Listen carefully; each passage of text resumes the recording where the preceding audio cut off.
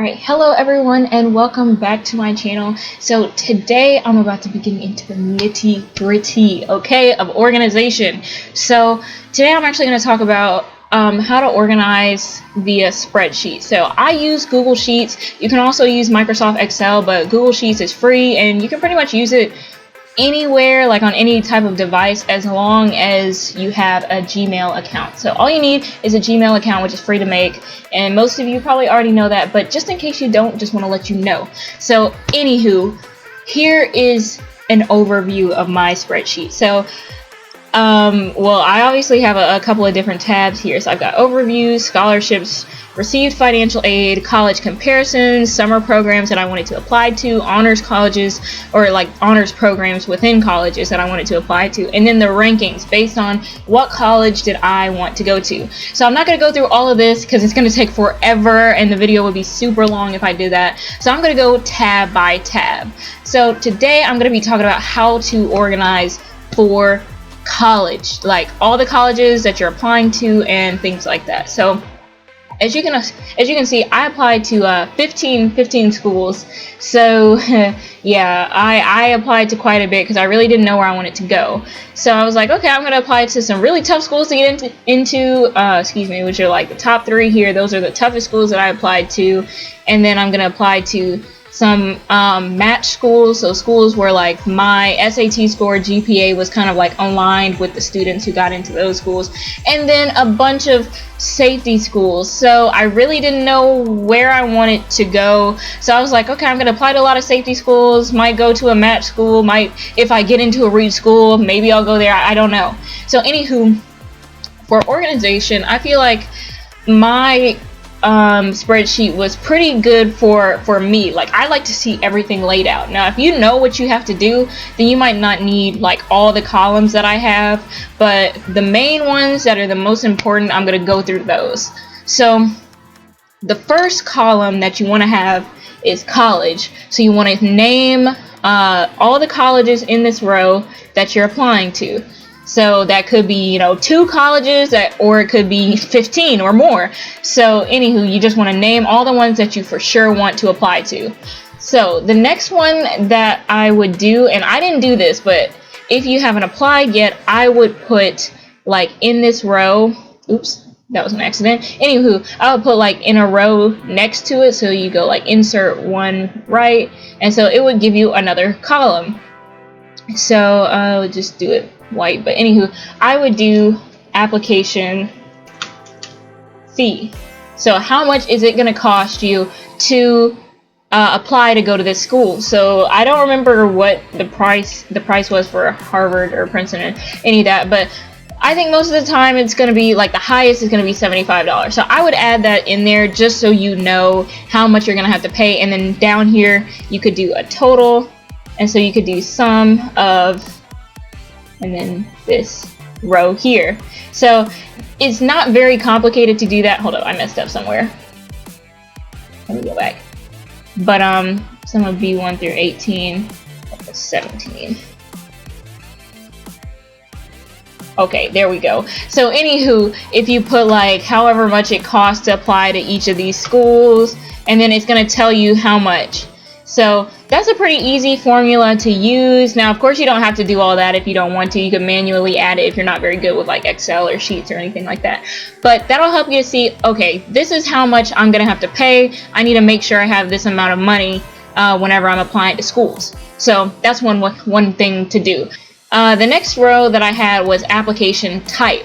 So you don't necessarily have to have this row, but what you do need to have is the due date. So there is something on my Patreon that explains the difference between regular decision, early action, priority, and all the different types of applications. But the most important thing is to know the difference in due dates. So if one, because there could be early action that's due November 1st, like Howard, there we go. Howard was due November 1st, whereas Spelman was also early action, wasn't due till November 15th. So it's important to know when it's due more so than the application type, because it's not like going to be a universal deadline depending on whatever application type it is. Each school is different. The next 2 rows I had were submission and completion. Now, there is a difference, okay? There is a difference. So on the Common App, which is what I use to apply to most or all of my out-of-state schools. I live in the state of Texas, so we use something called Applied Texas to apply to in-state schools, whereas we use the Common App to apply to out-of-state schools. Now, there's also, if you're looking to go to an HBCU, there is a website called the Black Common App, and you pay like a $20 fee, and you can apply to any HBCU that is on their list. So make sure you do that, especially if you're looking to go to an HBCU or you're not really sure, you know, like which HBCU you want to go to. If it's on their list, all you got to do is pay $20 flat fee, and you can apply to anyone on the list. So just make sure you know that. That could save you a lot of money if you want to, you know, go to an HBCU. Anywho, so submission though is in the Common App. When you submit a application to the school, then your application is complete. That means they've received, or at least you've done your part to send in to the school your grades, your SAT score, your essay, and whatever application the school asks for. So that's submitted.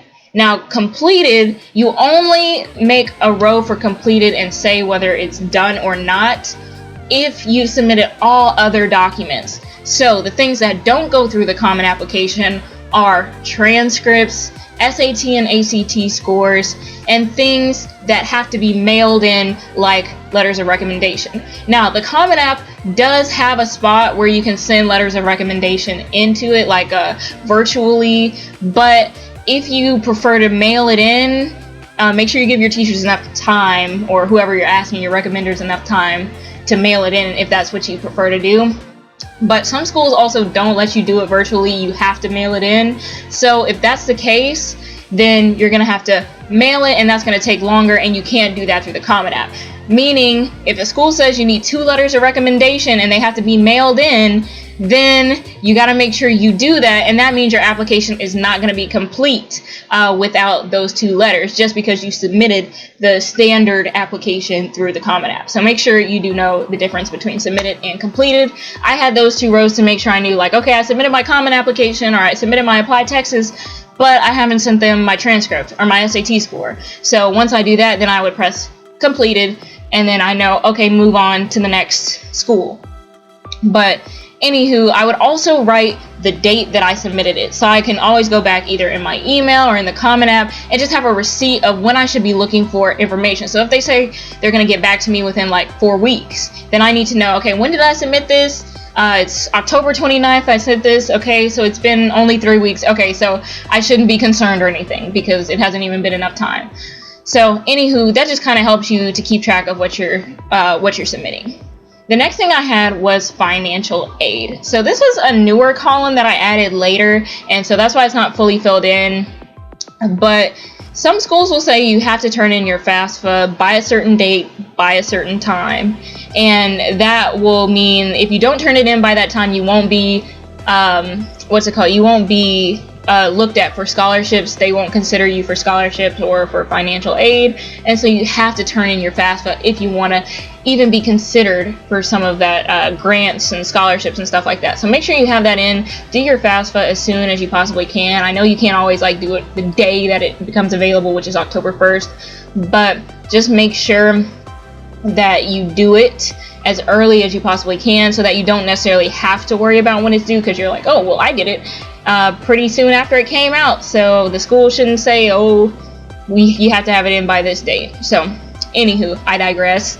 Moving on, the next thing I had were missing documents. Now this is a very important row. As you can see, I have like not applicable in here for the most part, and honestly I haven't even updated this because this is in A2. But anywho, so what you want to put in your missing documents is when you have a school, and right now it's not applicable because I don't have any more missing documents. I've already submitted everything and completed everything. But at the time you might say, okay, well, I haven't submitted my rec letters yet. So you would write that in there, oh, I haven't sent my transcript or my application or whatever it may be. So you'll put it in this column so that you know, I need to send this whenever I get the chance, or I need to send this as soon as possible because they're waiting on this, and I can get an acceptance or rejection. I can't get any type of response letter until I submit this. So make sure you do that. Now, the next thing I had was status. So once I got like my acceptance, rejection, transfer, wait list, if I got that back, my response letter, I would put it in here. And so this just made it easier for me to see. And so I was like, okay, well, I got accepted here, so this is a choice. I didn't get accepted here, so take that off the list. I don't have to worry about that. So it just kind of made it easier to visualize. Since I wasn't sure where I wanted to go, made it easier when I was like, okay, well, you know what, I don't want to go here and I can't go here since they didn't accept me. So it just kind of like helps me out. But anywho, the next thing was a response date. And so I kind of had this in because I was like anticipating. I was like waiting to hear from my school, like, oh, did I get in? Did I not? Did I get a scholarship? So that was I put that in there, and it'd be like, okay, well, it's February right now. I won't hear from such and such school until March. So that just kind of helped me to know when I needed to check back for my response. So I wasn't like constantly checking my email every day. And then the next was my decision. Now, this is a very important column, okay? So this is where you think you want to go.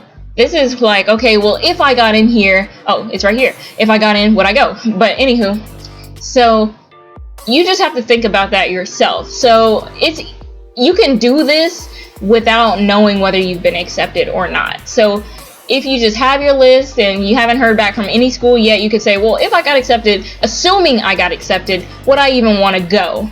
And so you can just say, you can go through the list. Like, yeah, there'd be a good chance I go, or no, I don't really want to go, or no, I definitely wouldn't want to go, or maybe. So it's just kind of like, just helps you to see and start thinking about what schools you're actually interested in and what schools are just like, I just applied to this as like my safety. I don't really want to go here, whatever the case is. So anywho, and then the last thing was a legend. I just did this for myself because I color coded this stuff and I wanted to make sure I knew what it actually meant. So purple was my reach schools, blue my match, and pink my safety.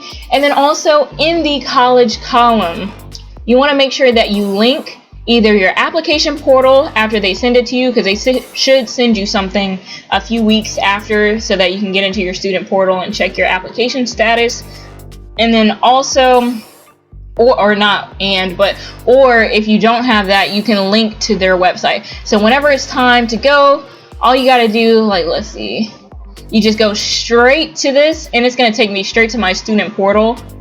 And then all I got to do is log in, and it'll show me what I need, which I'm not going to go in there. So anywho, all you got to do is open up a blank spreadsheet and just start adding your columns. So whatever it may be, and add the college. I'm just going to use Harvard as an example, and I'm going to go to Harvard's website,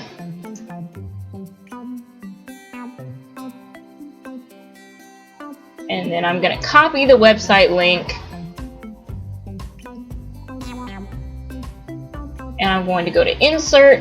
Okay, I'm going to go to insert link, and then paste the link right here. So whenever I come to this spreadsheet, then it'll be easy for me to just go, okay, take me to Harvard's website, take me to my student portal, there I am. So it just makes it a lot easier if that were the school that I was applying to, or wherever you're applying, do that, because it's going to make life so much easier. You're not going to scramble around to look, wait, where's that link, where's that, search your email. It's going to make things so much easier.